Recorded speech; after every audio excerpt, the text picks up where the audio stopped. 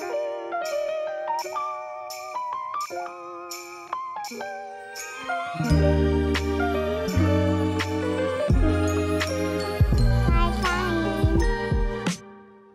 what's going on, everybody? Welcome back to another episode of Die Trying. Today I'm going to be building a coffee table out of some trash that I found on the side of the road.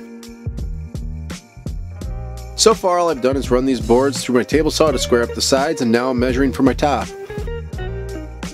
Whenever I see any old wood on the side of the road or any old tables, I always stop and pick them up. This happens to be an old headboard and the base from an old coffee table. But people also throw out old dining room tables all the time, and they're usually made of maple or oak. Not to mention if it has turned legs, those are really expensive to buy online, so I'm always happy to find them too.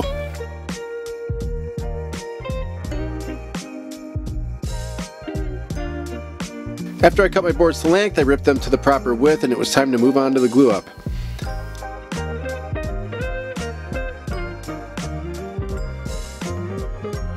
I've done more glue ups without a biscuit joiner than I have with, but this time I decided to use one. It adds no strength to your joints, but I have found that it makes it easier to get a flat level top when you're using one. The biscuit joiner will plunge cut a slot into the side of your boards, and by using the lines you've drawn on your tabletop as a reference, you get two slots that will meet up perfectly.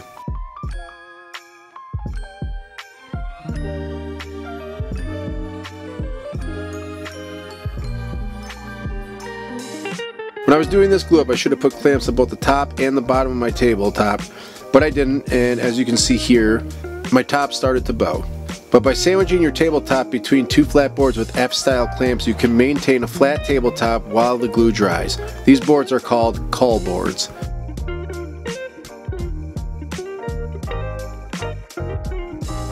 I knew I wanted to use the same board for my bottom shelf that I had used for the top, so that meant I had to re-saw some of these boards. And since I don't have a bandsaw big enough, I was going to have to use my table saw.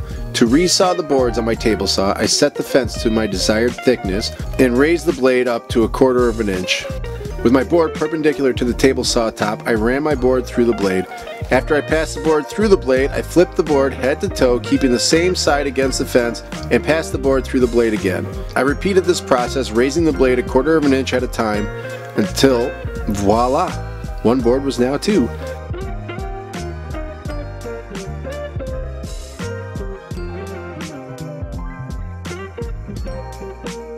The next morning I got up bright and early to cut my pieces to their final size and start sanding. Using a table saw sled like this can really help to get square cuts on big panels.